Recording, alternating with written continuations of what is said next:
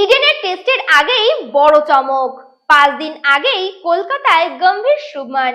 দক্ষিণ আফ্রিকার বিরুদ্ধে প্রস্তুতি শুরু। রবিবার রাতেই শহরের টিম ইন্ডিয়ার কোচ ও অধিনায়ক। দক্ষিণ আফ্রিকার বিরুদ্ধে প্রথম টেস্ট শুরু হতে আর 5 দিন বাকি, আর তার আগেই প্রস্তুতি শুরু করে দিতে চান কোচ গৌতম গম্ভীর ও অধিনায়ক শুভমান গিল। তাই রবিবার রাতেই কলকাতায় এসে পৌঁছেছেন তারা। গম্ভীর শুভমানের সঙ্গে একই বিমানে ছিলেন জসপ্রীত বুমরা, ওয়াশিংটন সুন্দর ও নীতিশ রেড্ডি।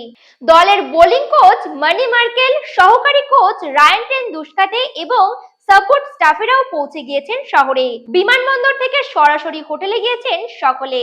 বাকি ক্রিকেটাররা সোমবার ধাপে ধাপে কলকাতায় আসবেন। মঙ্গলবার থেকে ইডেন গার্ডেনে অনুশীলন শুরু করবে ভারতীয় দল। টি-20 সিরিজের পর এখন লাল বলের ক্রিকেটে ফেরার সময়। ইডেনের উইকেট সবসময়ই পেসারদের বাড়তি সুবিধা দেয়, তাই আগেভাগেই অনুশীলন শুরু করে ম্যাচের প্রস্তুতি সারতে চাইছেন গম্ভীর ও শুভমান। দেখছিলেন এইচপিএস স্পোর্টস। নমস্কার।